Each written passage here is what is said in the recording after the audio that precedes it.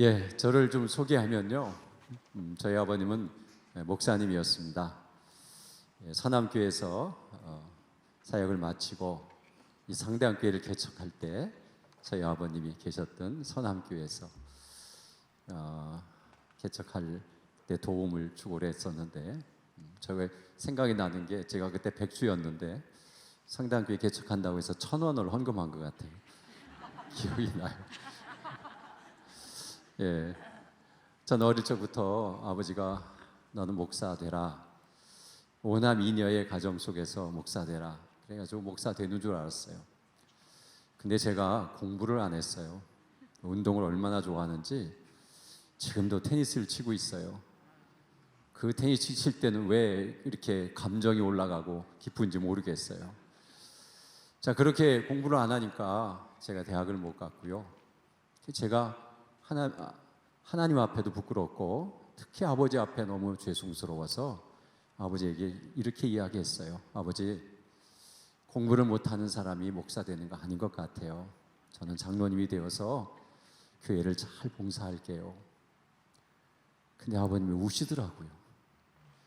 아들 5 중에 셋째 너를 목사 되라고 했는데 네가 포기하면 어떡하냐. 그런 말씀은 안 하시지만 그 흐르는 눈물 속 때문에 제 마음이 너무 아팠어요. 그래서 열심히 장사했어요. 열심히 장사하고요. 그래서 막 열심히 해가지고 황금종 음악사라고 하는 책 장사를 하게 됐죠. 그때 상당교회에 있을 때죠. 열심히 해서 돈도 벌었어요. 해외여행도 가봤어요. 젊은 나이에 미국 여행을 가봤고요. 유럽을 가봤는데 그것이 내게 만족함이 없는 거예요. 이게 뭐지? 그러다 덤핑을 맞았어요. 덤핑. 저와 같은 책 장사를 하는 사람이 저보다 싸게 와서 책을 푸니까 이 저하고 10년, 20년, 거의 10년, 15년 거래했던 우리 아주 예쁘신 여자분들이 글로 넘어가더라고요.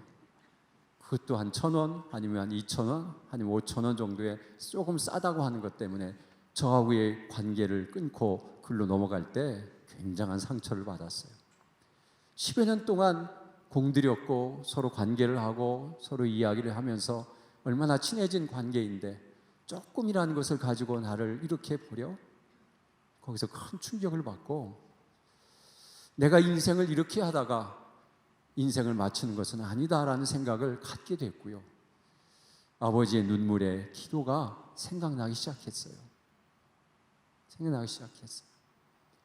그래서 제 선배는 오수명 목사님이 계신데 오수명 목사님을 따라서 기도원 가가지고 기도하다가 42에 신학교를 가게 됩니다. 놀라운 것은 그 다음부터 하나님이 나의 길을 예비하시는데 그냥 길을 활짝활짝 열어주시는 거예요. 너무 놀랍습니다. 그렇게 하기 싫던 공부가 왜 이렇게 재미있죠?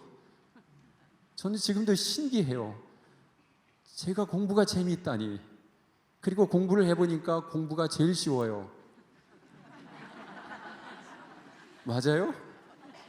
돈 버는 거요 더 힘들어요. 죽으라고 벌어봤는데 안 돼요. 근데 공부는 열심히 하니까 성적이 나오더라고요. 얼마나 놀라운 거예요. 그렇게 해서 열심히 공부해서 이제 신학교에 가서 2학년이 되었는데 여기 우리 목사님이었던 권석은 목사님이 저보고 오라고 라는 거예요. 너 와서 나 좀 도와주면 안 되겠냐라는 것인데 우리 권석은 목사님은 여기 교회 전우사님 모셨다가 목사님이 되고 우리 강내교회 담임으로 이제 가셨죠. 저도 잘 알죠. 저는 부장하고 그럴 때 우리 목사님이 전우사님하고 목사님 하셨으니까 얼마나 친해요. 그래서 나 좀 도와달라고 해서 우리 권석은 목사님 교회에 지금의 강내교회를 가게 됐죠. 저는 어린이 전도협회 출신이라 어린이를 사랑하고 교육부서를 사랑해서 가서 강내교회 교육부서를 책임지고 얼마나 행복한 목회를 했는지 몰라요. 협동 목회하는 것처럼. 그리고 우리 목사님 용전교회로 가시고 제가 담임이 되어서 지금까지 있습니다. 전도사로 가서 이제 내년 12월에 은퇴를 하게 됩니다. 얼마나 감사한지. 저를 계속해서 이끌어주고 섬겨주었던 우리 성도님들이 와 계세요. 얼마나 감사한지 몰라요. 여러분, 제가 왜 제 이야기를 하느냐 하면 저희 아버님의 기도라고 하는 것이에요. 저는 비록 안 한다고 했지만 하나님은 언젠가 이곳에 끌어다 놓더라는 거예요. 그게 뭐예요? 아버님의 기도였어요. 여러분, 우리 자녀가 교회 안 오고 말 안 들으면 이렇게 얘기하세요. 너 목사 되라고 기도한다. 그러면 기겁을 할 거예요. 기겁을 할 거예요. 기도하지 마. 기도하지 마. 내가 교회 갈게. 그럴 수도 있어요. 여러분, 자녀를 위해서 기도하면 하나님이 들으시나요? 믿습니까? 어떻게 기도하세요? 목숨 걸고 기도하세요? 하나님은 내가 안 한다고 포기했더니 우리 형님이 바로 내가 포기하자마자 형님이 들어오셔서 목회하고 지금 은퇴하고 계세요. 하나님은 저를 통해서 목사를 안 세웠지만 제 형님을 세우기 위해서 저를 못하게 하신 것 같아요. 여러분, 하나님께서는 기도를 들으시고 그것보다 더 좋은 것으로 채우시는 하나님이심을 믿으시길 바랍니다. 자녀를 위해서 기도하시고 자녀가 믿지 아니하면 여러분 회개하십시오. 지금 한국교회 문제가 뭐냐? 자녀들이 오지 않는다는 거예요. 그것도 중직의 자녀들이 안 온다는 거예요. 우리 집사님 한 분이, 우리 교회 집사님 한 분이 애가 대학을 가더니 교회 안 가겠다는 거예요. 그래서 교회 가라고 했더니 그때부터 싸움이 일어나는 거예요. 집안이 난리가 나는 거예요. 여러분, 대학생 자녀 못 이겨요. 이제 다 커버리면 못 이겨요. 그래서 어릴 적에 복음을 전하고 어릴 적에 분명하게 복음을 전하지 아니하면 안 돼요. 저희 교회에서는 하브루타라는 것을 하는데, 하브루타는 뭐냐? 아버지가 13살 되기 전에 어떻게 해서라도 복음을 심어내야 된다는 것이죠. 그리고 성인식을 해요. 그것이 유대인의 아버지의 책임이에요. 율법을 가르치고 그 율법을 통해서 본인이 스스로 하나님을 믿을 수 있도록 만들어주는 것이 하브루타의 취지예요. 그리고 하브루타의 취지는 뭐냐? 교회에서 하는 기독교 교육이 힘들어요. 할 수 없어요. 여러 가지 구조적으로 안 돼요. 왜냐하면 일주일에 1시간 가지고 뭘 하겠어요? 그 아이들을 어떻게 변화시키겠어요? 그래서 저는 하브루타 하면서 이렇게 주장해요. 교회 믿지 마라. 제발 교회 믿지 마라. 여러분의 자녀를 교회에서 복음화 시켜주지 못한다. 아주 안 하는 건 아니에요. 그러나 못하는 사람들이 많이 있어요. 충분히 교회에서 자녀들을 복음화 시킬 수 있지만, 그런데 지금 현실로 보니까 많이 떨어져요. 우리 집사님은 그것 때문에 마음이 너무 아파요. 아니, 얘가 모태신앙인데 어릴 적부터 다녔는데 왜 얘가 대학 가서 안 나간다고 버티는데 꺾을 길이 없는 거예요. 여러분, 우리가 이것에 대해서 지금 기도하고 이것에 대해서 같이 기도하지 아니하면 이 한국 기독교는 소망이 없어요. 지금 자녀를 안 낳아서 다 줄어가고 있는 이런 현실 속에서 우리의 잘 믿는 부모들의 자녀들이 교회를 안 온다면 여러분, 소망이 하나도 없어요.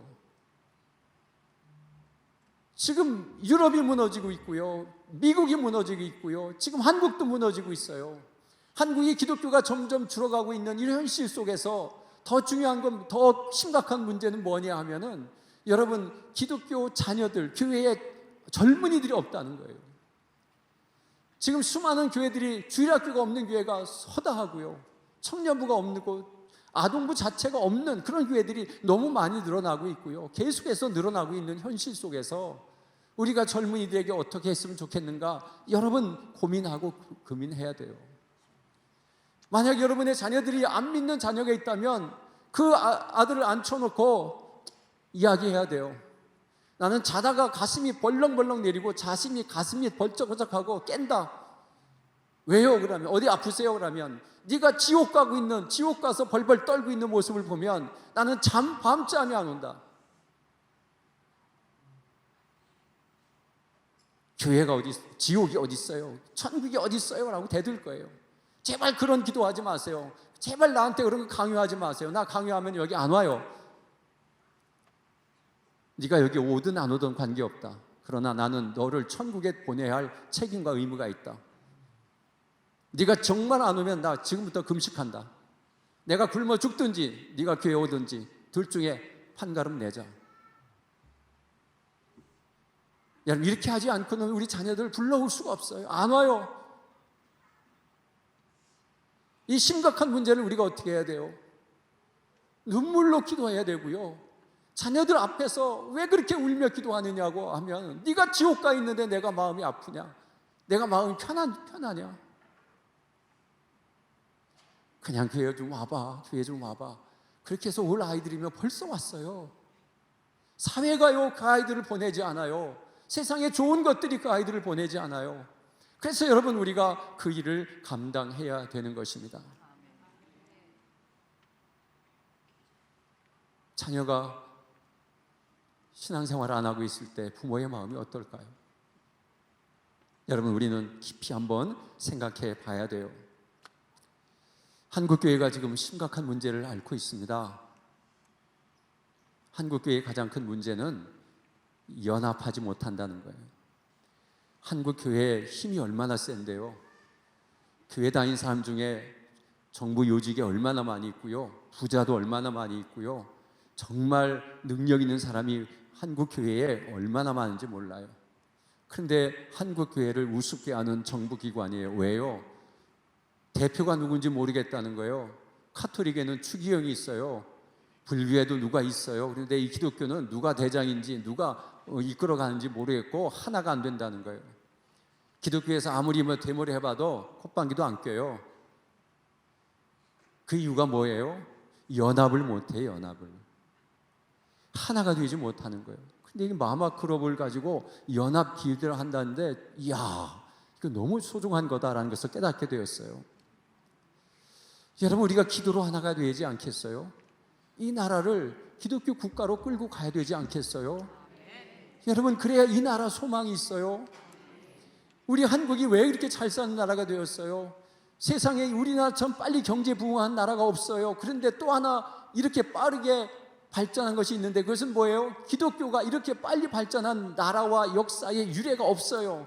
그러니 여러분, 기독교의 발전과 우리나라의 경제는 맞물려 가고 있는 거고요. 연관성이 얼마나 크고 있는지 몰라요. 세계 선교에 지금 2위를 차지하고 있어요. 세계 선교에. 그런데 이 세계 선교의 2위 자리도 지금 놓칠 수도 있어요. 만약 여러분, 이 나라가 세계 선교를 책임지고 나간다면 하나님은 우리나라를 끝까지 붙들고 세계 경제 대국으로 만들어 줄 줄로 저는 믿습니다.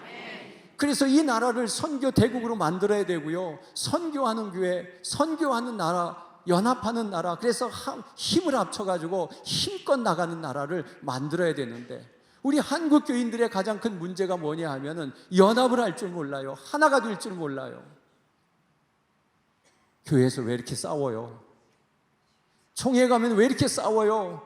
노예 가도 왜 이렇게 싸워요? 왜 교회에서 법적으로 소송을 해요? 성경이 그렇게 가르쳤어요. 성경이 얼마나 하나가 되고 사랑하라고 가르쳤는데, 어떻게 교회에서 문제를 가지고 세상 법정에 가서 그 사람들에게 재판을 받아요?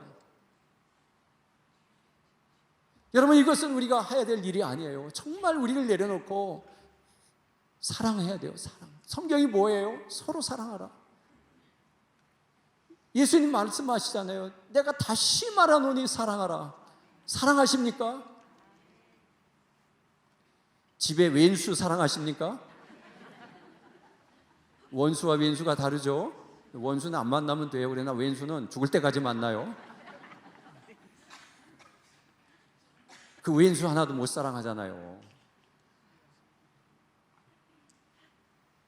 왼수 사랑하는 게 힘들더라고요. 저도 사랑해보니까. 부부 학교를 하면서 알았어요. 부부 학교를 하면서 왜 사람이 사랑하지 못하지? 사랑이 힘들어요. 왜요? 희생을 요구하거든요. 둘이 사랑하면 한 사람이 희생을 요구해요. 그래서 누가 희생할래? 네가 해. 내가 왜 해? 그 사랑이 안 되는 거예요. 사랑이 쉬운 것 같지만 어려워요, 여러분. 그래서 사랑하기가 힘든데 어떻게 하면 될까요? 그랬더니 예수님이 십자가를 보래요. 십자가의 의미를 저는 이렇게 생각해요. 십자가 지고 따라오라고 하잖아요. 그래서 내가 십자가를 지고 가정을 꾸려나가면 어떻게 해야 돼요? 죽어야 돼요. 누가? 내가. 그 십자가의 의미를 저는 이렇게 표현해요. 내가 죽겠으니 당신이 사십시오. 사랑은 십자가로 하는 거예요. 내가 죽겠으니 당신이 편하십시오. 내가 손해보겠더니 당신이 이익 보세요. 내가 열심히 할 테니 당신은 좀 쉬세요. 이게 십자가의 의미예요. 이거 안 하면서 내가 잘하기를 원하고 내가 이러니까 문제가 되지 하고서 다른 사람의 탓만 하면 사랑은 이루어지지 않아요. 그래서 여러분, 우리가 진정으로 사랑하는가를 보세요. 성경 말씀을 배우고 공부를 열심히 하고 성경 암송을 하고 성경을 쓰고 그렇게 열심히 하나님의 말씀을 사모하면서 사랑하다 못하면서 무슨 그게 진정한 기독교인이에요? 네가 옳으니 내가 옳으니 교회 안에서 대팡 싸워야 돼요? 십자가 의미로 하면 되잖아요. 그래 내가 죽겠습니까? 당신이 옳은 대로 하세요. 도와주면 되잖아요. 왜 연합을 못해요? 왜 하나가 못 돼요? 사랑하지 않기 때문에 그래요. 여러분, 이 교회가 사랑이 넘쳐나면 사람들이 몰려오게 돼 있어요. 신천지에서 나온 사람이 하는 얘기가 그거예요. 신천지인지 알고 내가 나와야 되겠는데 못 나오겠는 것은 그들이 나를 사랑해준 그 사랑 때문에 못 나오겠다는 거예요. 얼마나 사랑을 받았길래 그런 말을 합니까? 그런데 한국교회 사랑합니까? 특히 큰 교회일수록 사랑이 서로 간에 됩니까? 사람조차도 알 수도 없는데 나 혼자 왔다 가도 누가 압니까? 그냥 몰래 왔다 가도 아무도 모르는 이런 상황 속에서 어떻게 우리는 사랑을 나누고 있습니까? 하나님의 말씀을 잘 지키는 것 같지만 실상은 가보면 안 지키고 살아요. 세상의 가치관과 똑같이 하고 살아요. 남들이 투기하면 나도 같이 투기하고 남들이 뭐 해서 돈을 그냥 불로소득해서 벌으면 나도 그것에서 벌으려고 맨 쫓아다니고. 여러분, 교회 왔더니 세상에 이런 곳이 있어. 이건 천국이네. 와, 세상에 이런 곳이 다 있어. 그렇게 감동을 해야 되잖아요. 그런데 뭐라고 합니까? 이 교회는 왜 이렇게 사랑이 없습니까? 왜 이렇게 사랑이 없습니까? 그게 교회에서 들어야 할 얘기예요. 사랑을 가르치고 사랑을 끝까지 전하는 예수님의 그 말씀을 준행하고 듣는데 어떻게 교회가 사랑이 없다는 얘기를 들어요? 여러분, 이것은 우리가 정말 회개해야 될 일이에요. 회개해야 될 일이에요. 여러분, 우리가 사랑하고 사랑하면 사람들이 다 되겠어요. 전도 왜 못한 줄 알았어요? 사랑 안에서 못하는 거예요. 여러분, 계속해서 사랑해보세요. 너희가 권능을 받고, 권능이 뭐예요? 권세와 능력인데요. 그 권세와 능력 중에 막 치유의 능력이 나타나고 권세로 내가 교회 가자 할 때 따라올 수 있는 능력이 있어야 되는 거예요. 그 정도 능력 되려면 어떻게 해야 돼요? 기도 열심히 하고 40일 금식하면 그게 되나요? 아니에요. 사랑을 베풀어야 돼요. 그래서 최고의 권능은 사랑이에요. 내가 한 영혼을 계속해서 사랑했더니 그가 얘기하는 거예요. 나한테 왜 이렇게 잘해? 원하는 게 뭐야? 교회 가라는 거지? 그 정도 나와야 되는 거예요. 맞아, 교회 가라는 얘기야.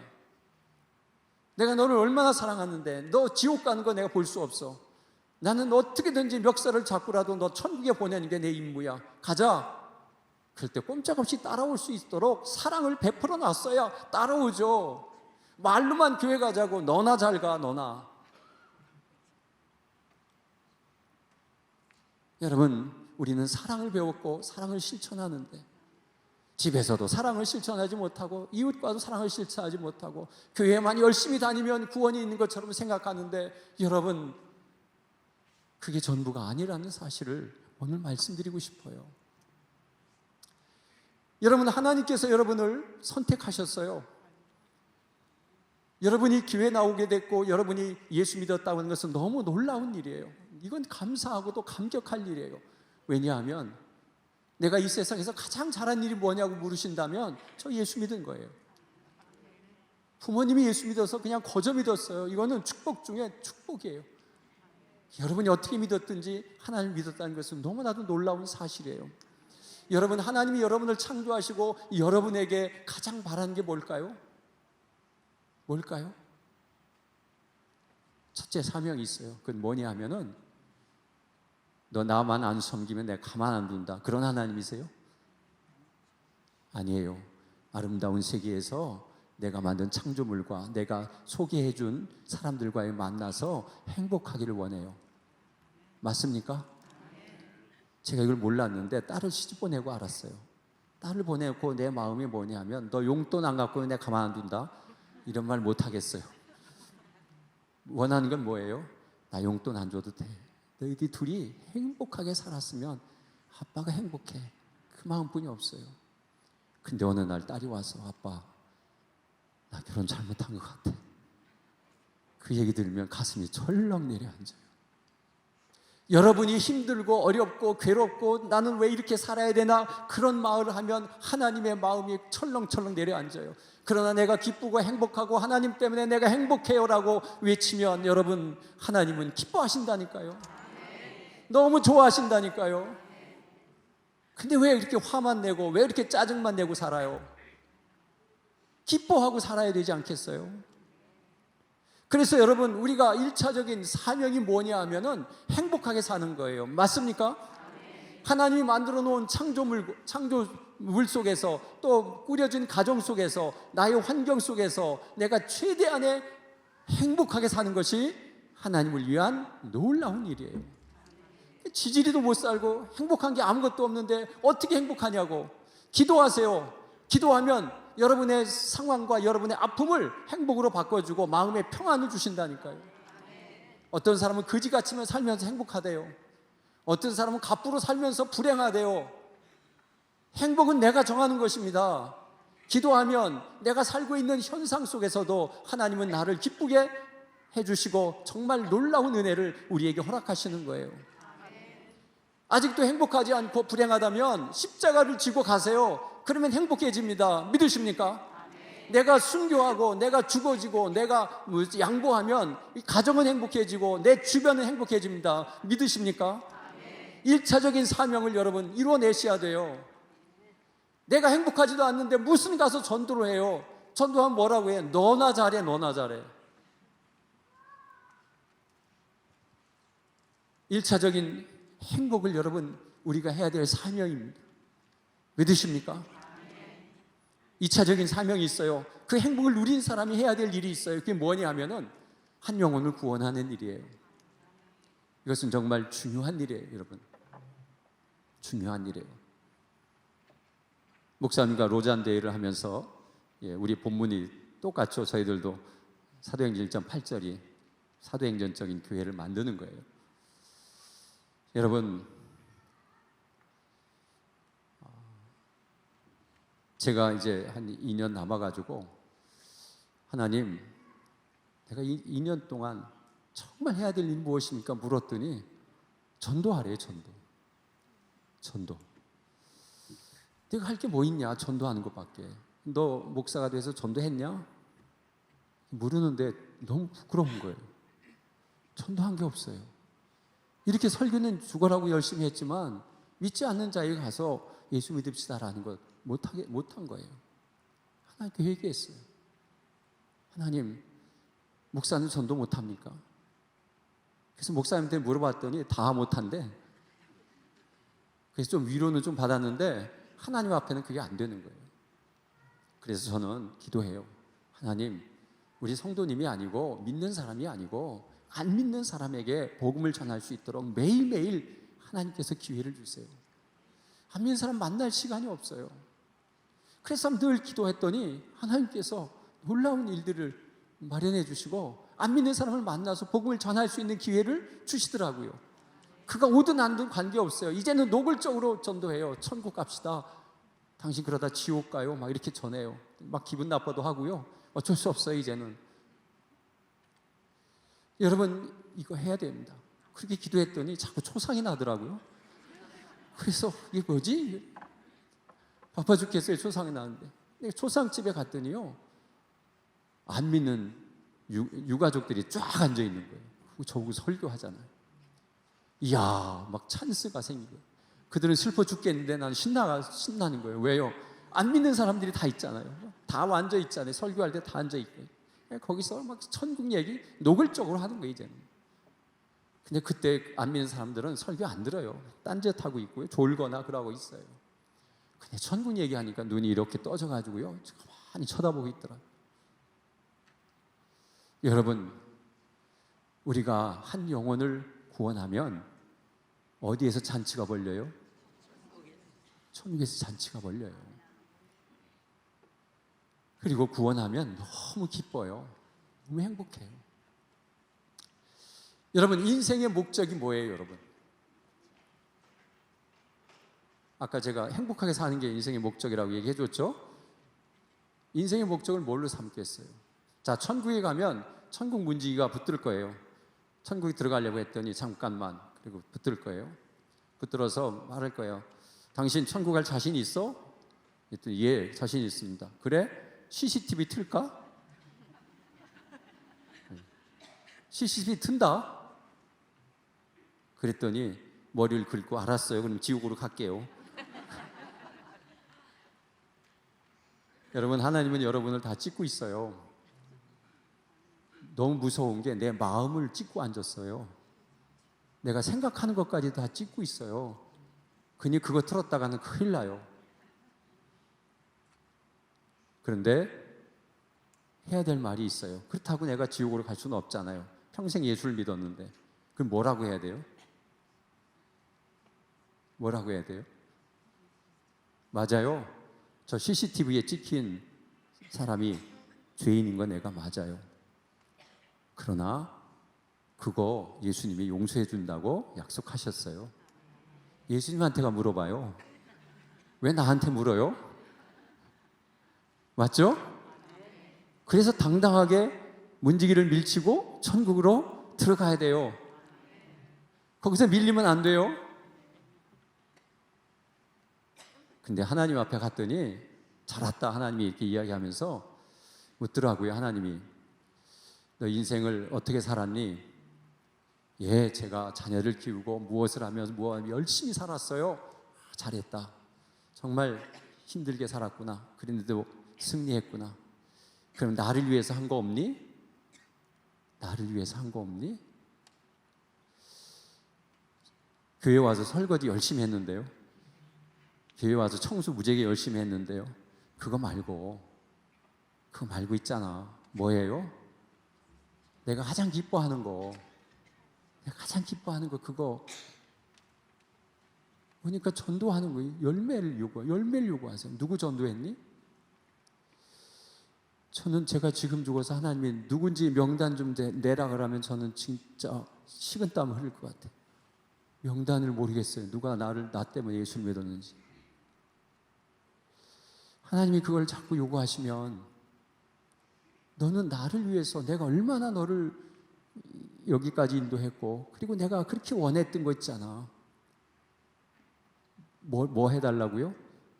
땅끝까지 이르러 내 증인이 되게 해달라고 했는데 그렇게 부탁했는데 왜 한 명도 못했어? 내가 대통령으로 살다 왔는데요. 그거 말고 나를 위해서 한 게 뭐야? 열매가 없잖아, 열매가. 그래서 여러분, 열매 없는 신앙생활, 한 명도 전도하지 못하는 신앙생활, 이거 반성해야 돼요. 이거 회개해야 돼요. 천국에서 잔치가 벌리는 그렇게 놀라운 양 99마리를 그냥 두고 한 마리 찾으러 다니시는 주님의 그 심정을 우리가 알았다면 내 일생에서 가장 중요한 인생의 목적이 무엇이냐? 영혼 구원이어야 되는 거예요. 때를 얻든지 못 얻든지 말씀을 전파하라고 그렇게 말씀했고 내가 한 영혼 돌아오는 게 그렇게 기쁘고 행복하고 너를 구원해 준 것처럼 한 영혼을 구원하기를 원하시는 그 하나님 앞에 내가 한마디도 못하고 있다는 것은 너무나도 억울한 일이에요. 왜요? 평생 예수 믿었잖아요.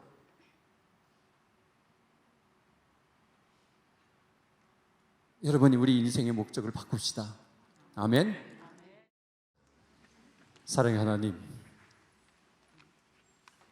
사랑합니다 라고 고백했습니다. 하나님의 손길이 우리의 가슴에 와 닿는 것을 느낍니다. 성령님, 우리를 이끌어 주시고 기도케 하신 것 정말 감사합니다. 기도의 끈이 풀리지 않게 도와주시고 하나님의 사랑을 우리의 삶 속에서 경험하기를 원하오니 성령님이여 도와주시고 성령님과 동행하는 오늘 하루 되게 도와주옵소서. 간절히 드린 기도 하나님께서 이루시고 하나님께서 들으신 줄로 믿사오니 우리에게 은혜를 베풀어 주옵소서.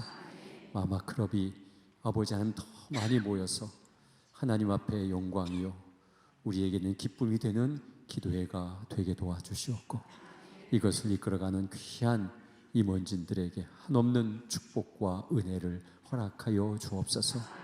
함께 하실 하나님을 찬양하오며 예수님의 이름으로 기도하옵나이다. 아멘.